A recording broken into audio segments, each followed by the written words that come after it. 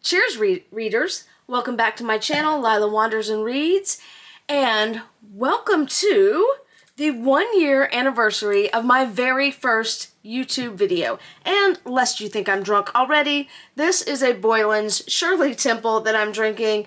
It is no alcohol, all sugar, but what the hell, we're celebrating. Anywho,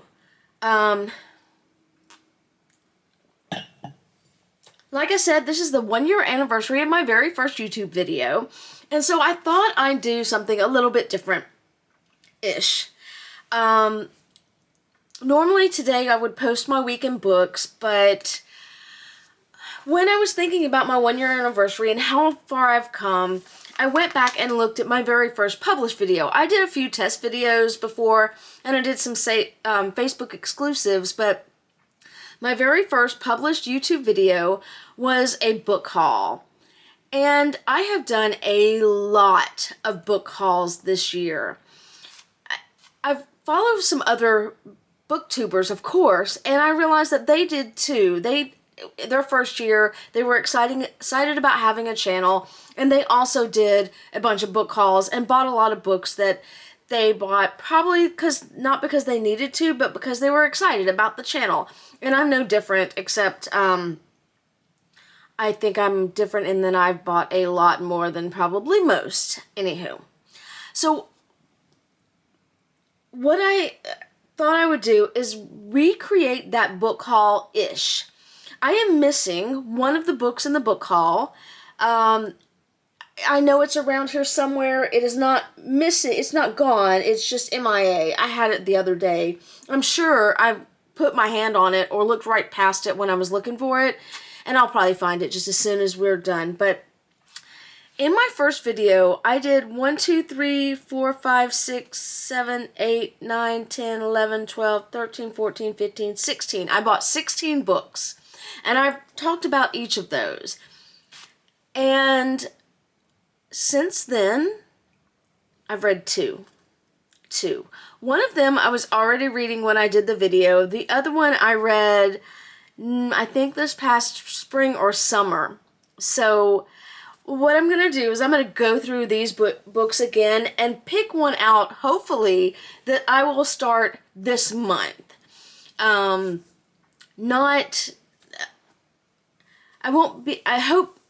don't think I'll get it finished before, or at least started before Thanksgiving, because I've got a book to finish right now, and then I've got a book I said I was supposed to start over the weekend that I didn't. Oh well. 2 admin notes. Tomorrow I will be posting my weekend books as normal. Usually goes on Mondays. Tomorrow I'm going to put it on Book Talk Tuesday day. And then on Wednesday I have a special book haul.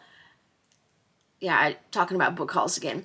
But this one was inspired by, or I'm not sure the right word, Mother Horror, and I'll tell you all about it on Wednesday when I do that book haul. I'm really excited for that book haul. I have not read any of the books yet, or even started in them, because I was waiting for one to come in. So I'll tell you that story later. But let's get started on my very first book haul for YouTube.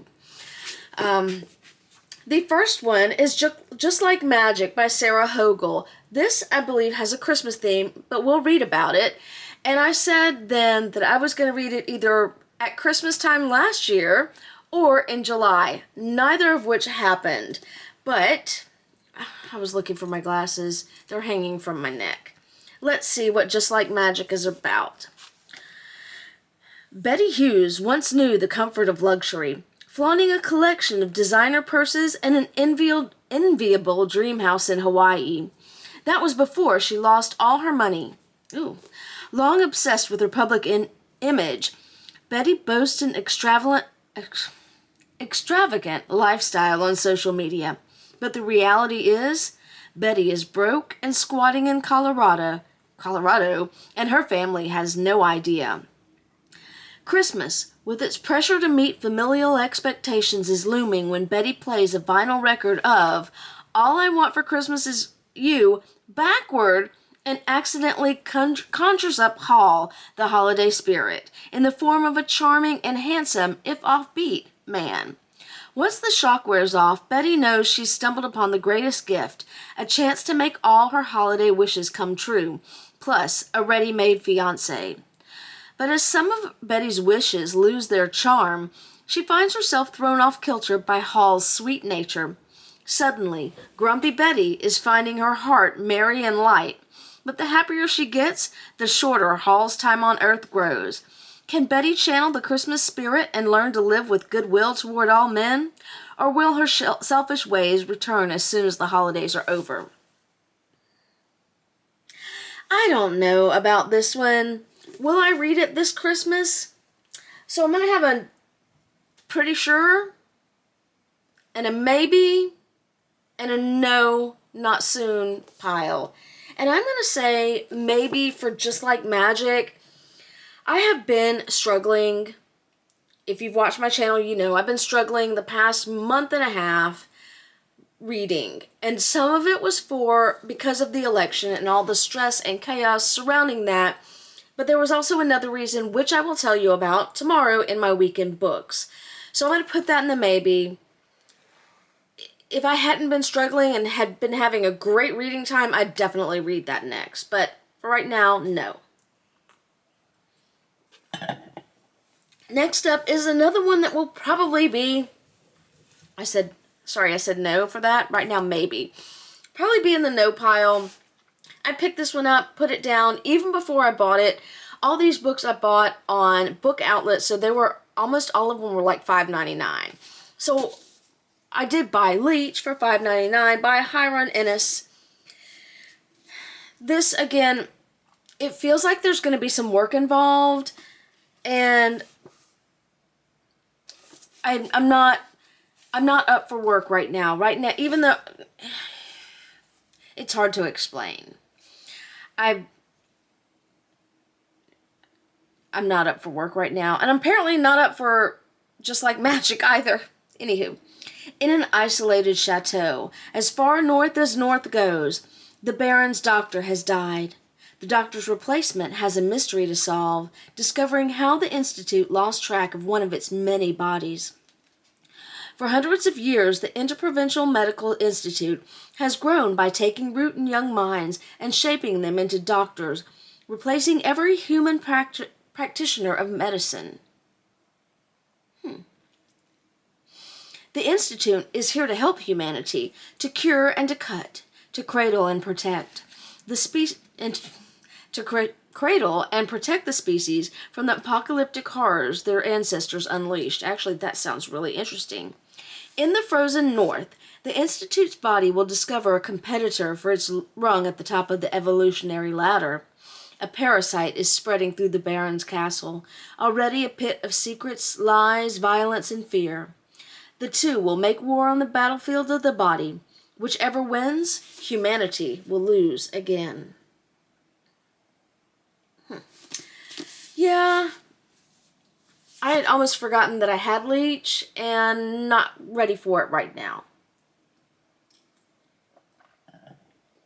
Another one that I have, this is one, not another one, this is one I've considered throughout the year. I've picked it up, put it down, picked it up, put it down.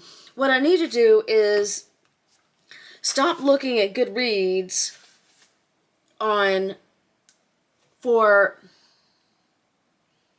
I choose a book. I need to decide if the book speaks to me and fuck if it speaks to anybody else. In the 15 years since their teenage son Ray Ray was killed in a police shooting, the Ikoda family has been suspended in private grief.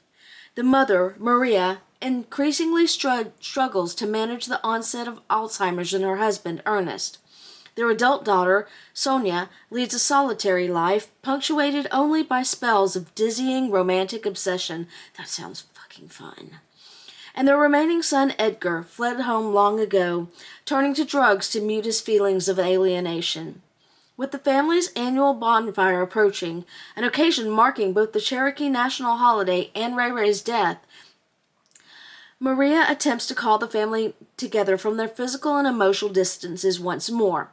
But as the bonfire draws near, each of them feels a strange blurring of the boundaries between normal life and the spirit world. Drawing deeply on Cherokee folklore, The Removed seamlessly blends the real and the spiritual to excavate the deep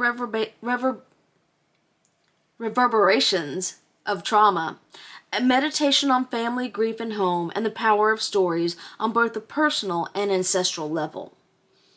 I said I have picked this up time and time again over the past year, and just chosen not to read it.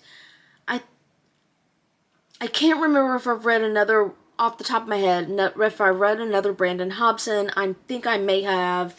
This is 250 some odd pages. It says there's a reading guide. Oh, it is. So it's actually 270. Short enough to start, and I could read it for Native American Heritage Month. The day before he died, in the remote town of Qua, Oklahoma, Ray Ikoda rode his motorcycle down the empty stretch of highway, blowing past rain puddles and trees, a strong wind pressing against his body. He was 15 years old. Maybe. This is going into the, okay, yes, maybe, definitely not pile. So it's going into the yes. Yes means I'm going to consider it. Yes, I'm going to consider it. This Shirley Temple is really good. Like I said, all sugar, but what the hell. Next up, Imaginary Friend by Stephen Chbosky. This is a brick of a book. And I almost forgot that I had...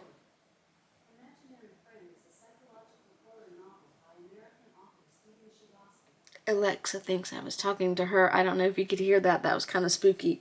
Anywho, he wrote The Perks of Being a Wallflower? So, well, Alexa said this was a novel of psychological suspense. Christopher is 7 years old. Christopher is the new kid in town. Christopher has an imaginary friend. Single mother Katie Reese is on the run. Determined to improve her life for herself and her son Christopher, she flees an abusive relationship in the middle of the night with her child. Together, they find themselves drawn to the tight-knit community of Mill Grove, Pennsylvania. It's as far off the beaten track as they can get. Just one highway in, one highway out.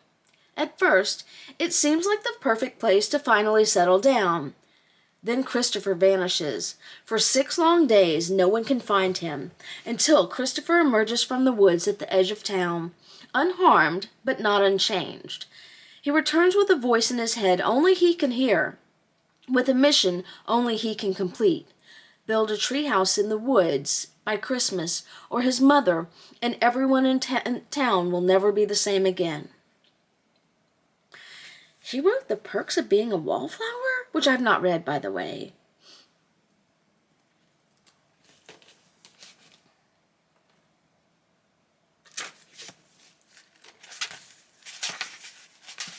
Let's see. 50 years before. I'm not going to start with 50 years before. Today.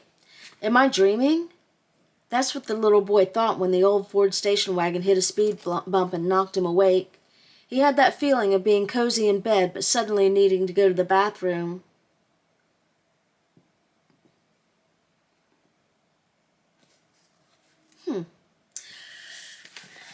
Yes, I'll consider it. Even though I say it's a brick of a book, it is, yes, it's a brick of a book. Over 700 pages. Just over 700 pages. But what the hell? Next up, another brick. J.M. Miro's Ordinary Monsters. This is, let's see. Oh, almost 700 pages, 658. England, 1882. In Victorian London, 2 children with mysterious powers are hunted by a figure of darkness, a man made of smoke. 16-year-old Charlie Ovid, despite a brutal childhood in Mississippi, doesn't have a scar on him. His body heals itself whether he wants it to or not. Marlowe, a foundling from a railway freight car, shines with a strange bluish light. He can melt or mend flesh. When a jaded female detective is recruited to escort them to safety, all three begin a journey into the nature of difference and belonging, and the shadowy edges of the monstrous. What follows is a story of wonder and betrayal, from the gaslit streets of London and the wooden theaters of Meiji-era Tokyo to an eerie estate outside Edinburgh, where other children with gifts, the talents, have been gathered. There, the world of the dead and the world of the living threaten to collide. And as secrets within the Institute unfurl, Marlowe, Charlie, and the rest of the talents will discover the truth about their abilities and the nature of what is stalking them, that the worst monsters sometimes come bearing the sweetest gifts. Oh, this sounds really good. The Thing on the Cobblestone Stair, 1874. The first time Eliza Gray laid eyes on the baby was at dusk in a slow-moving boxcar on a rain-swept stretch of the line 3 miles west of Bury St. Edmunds in Suffolk, England. She was 16 years old, unlettered, unworldly, with eyes dark as the rain, hungry because she had not eaten since the night before last, coatless and hatless because she had fled in the dark without thinking where she could run to, or what she might do next.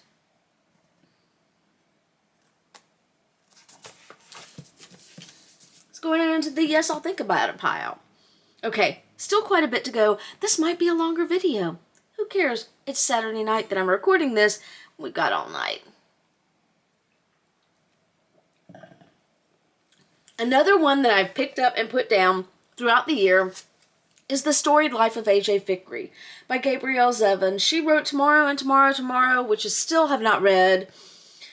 Mixed feelings about it. One day I'll get to it and I'll wonder why I waited so long. Probably the same with this. A.J. Fikry's life is not at all what he expected it to be. He lives alone, his bookstore is experiencing the worst sales in its history, and now his prized possession, a rare collection of Poe poems, has been stolen. But when a mysterious package appears at the bookstore, its unexpected arrival gives Fikry the chance to make his life over and see everything anew. Nope, not for right now.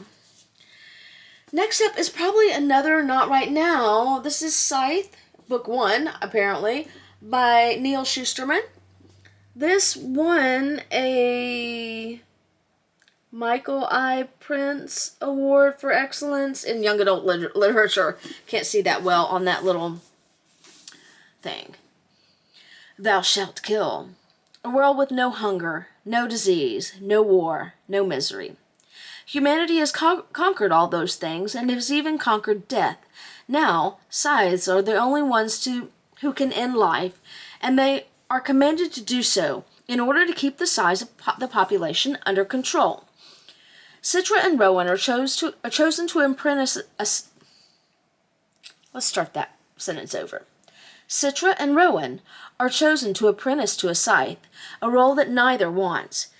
These teens must master the art of taking life, knowing that the consequence of failure could mean losing their own.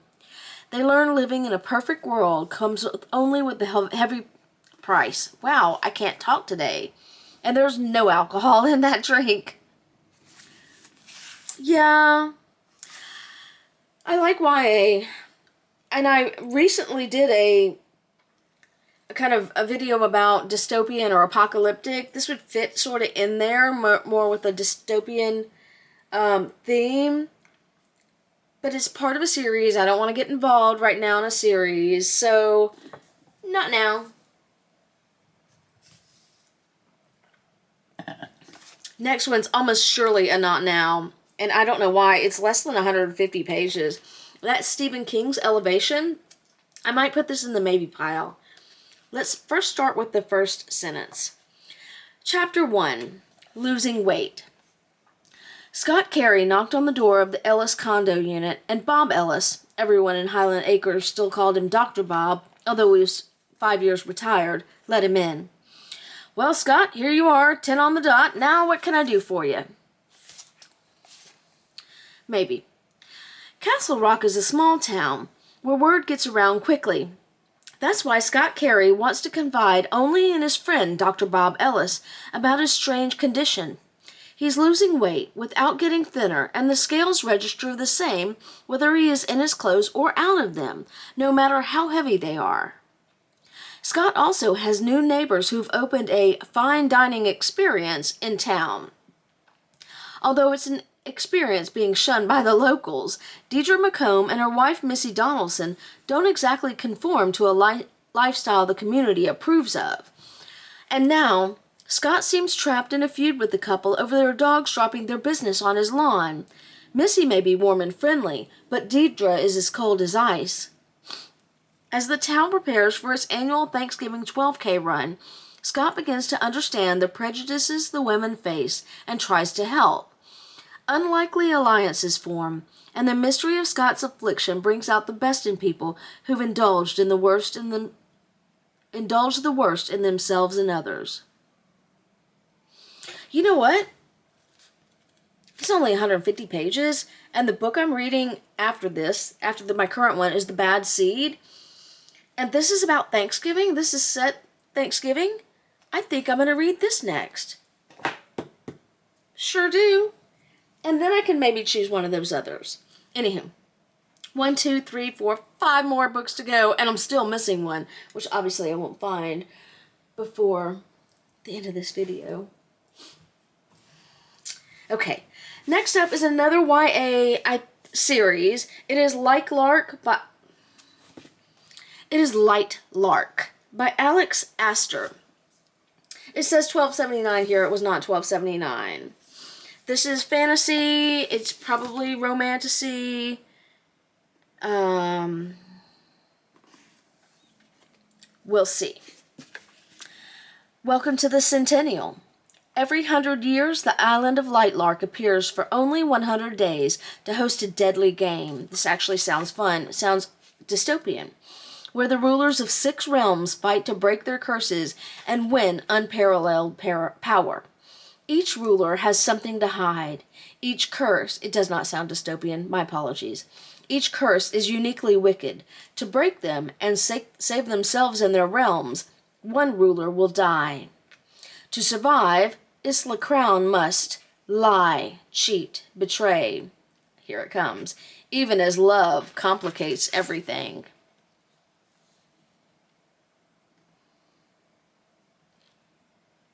Isla Crown often fell through puddles of stars and into faraway places, always without permission and seemingly on the worst occasions.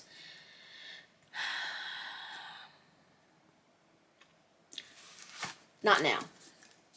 Not now, but I am not mad at myself for buying that.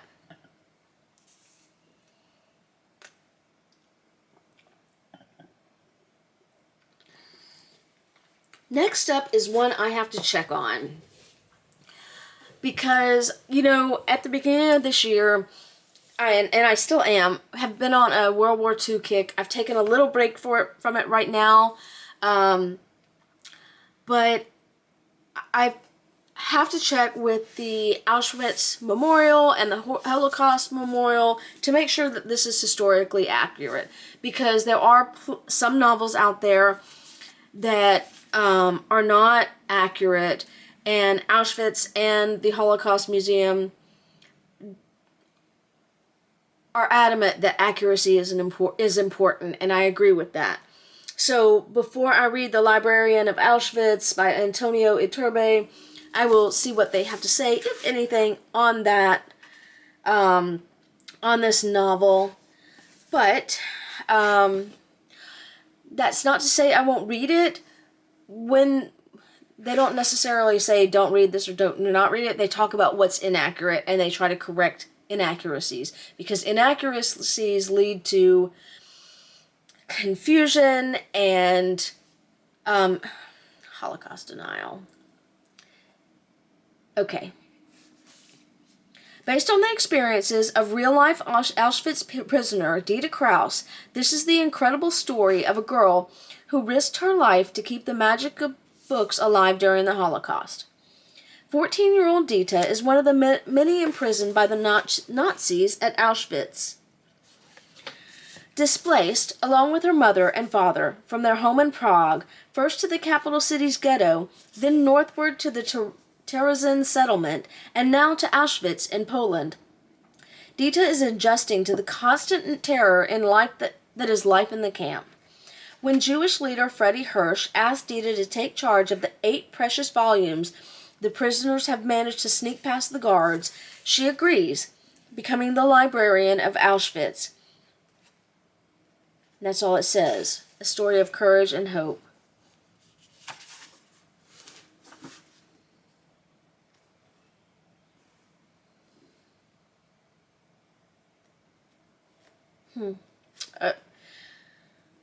I don't know who this person is. Javier Marias, citing William Faulkner. Literature has the same impact as a match lit in the middle of a field in the middle of the night. The match illuminates relatively little, but it enables us to see how much darkness surrounds it. This is going up into the read soon pile, but I am going to read the King one first. Okay, next up, still on a World War II vibe, I bought Beyond That, the Sea by Laura Spence-Ash. Obviously, I've not read any of these. As German bombs fall over London in 1940, working-class parents Millie and Reginald Thompson make an impossible choice. They send their 11-year-old daughter, Beatrix, to America, where they hope she'll stay safe. A lot of kids were sent away during the war. Scared and angry, Bea arrives in Boston to meet the Gregorys, who fold her seamlessly into their world. She adjusts to their affluent lifestyle and grows close to both Gregory boys, one older and one younger, filling in the gap between them. Before long, before she even realizes it, life in America feels more natural to her than her quiet, spare world back in England. As Bea comes into herself and relaxes into summers on the coast in Maine, the girl she had been begins to fade away, until, abruptly, she is called home to London when the war ends. Desperate as she is to not leave the Gregorys behind, Bea dutifully retraces her trip across the Atlantic. As she returns to post-war London, the memory of her American family stays with her, never fully letting her go as she tries to move on, pursuing love and a life of her own. As we follow Bea over time, navigating between her two worlds, Beyond That, the Sea emerges as a beautifully written, absorbing novel full of grace and heartache, forgiveness and understanding, loss and love. I've already decided which one I'm going to read next, but I am going to put this over in that pile and try not to let it fall down, because it seems like that's one I want to read soon. And if you've been watching, you know my want to read soon pile encompasses my entire house.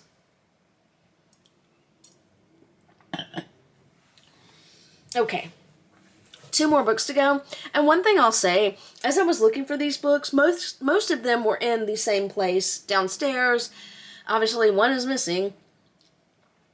But I realized how many books I have that I've just bought and bought and bought this year. Most of the books downstairs are this year purchases, and it's insane. So going into 2025, I'm going to try to cut back my purchasing. I've said that before. I will say it again, but I'm really going to try, and I'll see where it takes us. Next up, Cherie, Dimaline's Venco or Coven. I am not sure. I've picked this one up and put this one down once or twice this year. Medi Millennial, Lucky St. James is bored. She lives with her cantankerous grandmother, Stella, in a tiny Toronto apartment and has been waiting for something to happen, something different, something more. Then, one night, a strange and irresistible impulse seizes Lucky. She burrows into an old passageway and finds a tarnished silver spoon, humming with otherworldly energy, etched with a long-nosed witch and the word Salem. Lucky has no idea that the spoon connects her to a teeming network of witches who have anxiously awaited her discovery. Enter Venco, a front company fueled by dark money. Venco's witches hide in plain sight where women gather. Tupperware parties, mommy and me classes, suburban book clubs. Since colonial times, they have anticipated the moment the 7 spoons, scattered by the martyrs of Salem, will come together to ignite a new era, returning women to their rightful power. But as the spoons fall into place, a very powerful adversary is stalking their every move. J. Christos, a roguish and deadly witch hunter, as old as witchcraft itself, has Venco in his sights. To find the last spoon, Lucky and Stella... Who's Stella? Who's Lucky? Oh, Stella's her grandmother, sorry. Embark on a rollicking and dangerous road trip to the darkly magical city of New Orleans, where a final reckoning will determine whether Venco will usher in a new beginning or be forced underground forever. I am on my feminist shit right now, even though every book that I read is not feminist oriented. It is a focus that I am working on throughout going into 2025. So this is going to be one of the books that I read at some point in the future on my feminist shit. Women, witches, witch hunters always have existed. And speaking of women and witch hunters and feminist shit, The Daughters of Madurai by Rajasree Variyar is the final book that I'm going to talk about. How far would you go to protect the ones you love? Madurai, 1992. Janani lives with her husband and mother-in-law in a village on the outskirts of the city. She is told she is useless if she can't produce a son, or worse, if she bears daughters. Janani is allowed to keep her first baby girl, but the rest are taken from her when they are born and murdered. But she can never forget the daughters she was never allowed to love. Sydney, 2019. Nyla has a secret, one that she's been keeping from her parents for too long and is finally ready to reveal. Before she can say anything, her grandmother in India falls ill, so she agrees to join her parents on a trip to Madurai. Nyla knows very little about where her family came from or who they left behind. What she's about to learn will change her forever. This is going up into my feminist reading for the new year. I am ready for this. A girl is a burden. A girl is a curse. I'll tell you more about that in the near future. But not this week. This week, I'm going to talk tomorrow about my weekend books.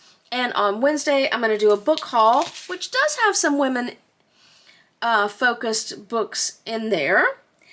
But this is the end of my celebratory cheers video for the anniversary of my first YouTube video. I've come a long way. I hope to come even further by this time next year, or go even further by this time next year. And I'm glad that you are along with me on my journey. That is all for tonight. Happy reading.